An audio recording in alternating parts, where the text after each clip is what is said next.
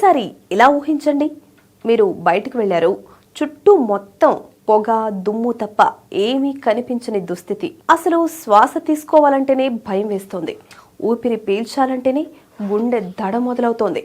ఈ పరిస్థితిని మీరు ఎప్పుడైనా ఫేస్ చేశారా? ఢిల్లీతో పాటు మెట్రో నగరాల్లో నివసించే చాలా మందికి ఇలాంటి దుస్థితి ఖచ్చితంగా ఏదో ఒక సమయంలో ఎదురయ్యే ఉంటుంది.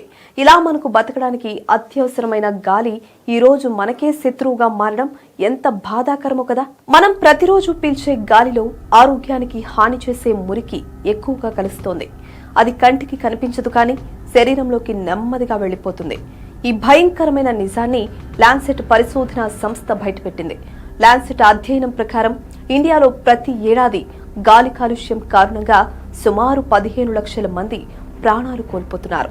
ఈ లెక్క కేవలం ఒక్క నగరానికి మాత్రమే సంబంధించింది కాదు, ఇది మొత్తం దేశానికి సంబంధించిన పెద్ద ప్రమాదం.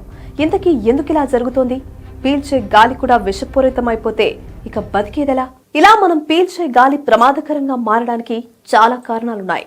రోజు రోజుకి పెరుగుతున్న వాహనాలు గాలిలోకి పొగను వదులుతున్నాయి. ఒక్క కార్ లేదా బైక్ కాదు, లక్షల సంఖ్యలో రోడ్లపైన తిరుగుతున్న వాహనాలకు సంబంధించిన పొగ మొత్తం గాలిలో కలుస్తోంది.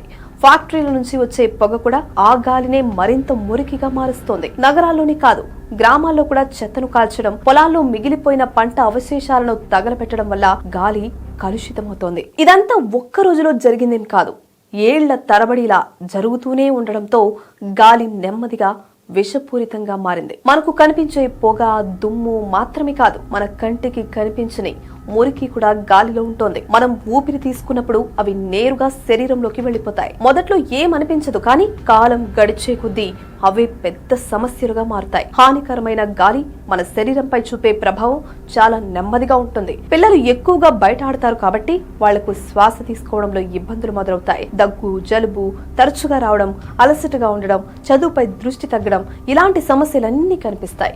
పెద్దవాళ్లకు ఊపిరితిత్తుల సమస్యలు, గుండె సమస్యలు వచ్చే అవకాశం పెరుగుతుంది. వృద్ధులకు అయితే ఇది మరింత ప్రమాదకరం.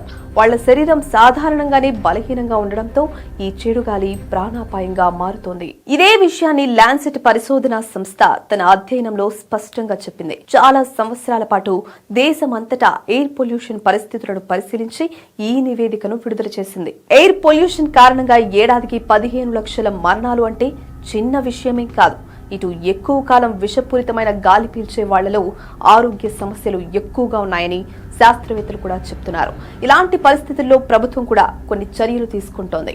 ముఖ్యంగా పిల్లల ఆరోగ్యం దెబ్బతినకుండా ఉండేందుకు కొన్ని జాగ్రత్తలు అవసరం. అయితే ఈ సమస్యను ఒక్క రోజులో పరిష్కరించడం సాధ్యం కాదు, కానీ చిన్న చిన్న మార్పులు పెద్ద ఫలితాన్నిస్తాయి. చెత్తను కాల్చకపోవడం, అవసరం లేని వాహన ప్రయాణాలు తగ్గించడం, వీలైనంత వరకు ప్రజా రవాణా ఉపయోగించడం, చెట్లు నాటడం లాంటి చిన్న పనులు గాలిని కాపాడడానికి ఉపయోగపడతాయి. ఇవి చిన్నవిగా అనిపించినా అందరూ కలిసి చేస్తే పెద్ద మార్పే వస్తుంది. చివరిగా అందరూ ఓ విషయాన్ని గుర్తుపెట్టుకోవాలి, గాలి ఎవరిది కాదు, అది మన అందరిది. శుభ్రమైన గాలి లేకపోతే ఆరోగ్యమైన జీవితం అసాధ్యం. మనం ఇప్పుడు జాగ్రత్త పడకపోతే రేపటి తరం ఇంకా ఎక్కువ ఇబ్బందులు పడాల్సి వస్తుంది. పిల్లలు స్వేచ్ఛగా బయట ఆడలేని పరిస్థితి వస్తుంది. ఊపిరి తీసుకోవడానికే భయపడే రోజులు రావచ్చు. అందుకే గాలి కాలుష్యం అనేది డైలీ మీరు టీవీలో చూసే ఒక వార్త కాదు, ఇది మన జీవితాలతో నేరుగా సంబంధం ఉన్న సమస్య. మనం పీల్చే గాలి శుభ్రంగా ఉంటేనే మన భవిష్యత్తు సురక్షితంగా ఉంటుంది. ఇప్పుడే మార్పు మొదలు పెడితేనే రేపటి రోజులు ఆరోగ్యంగా ఉంటాయి, లేదంటే అంతే సంగతి.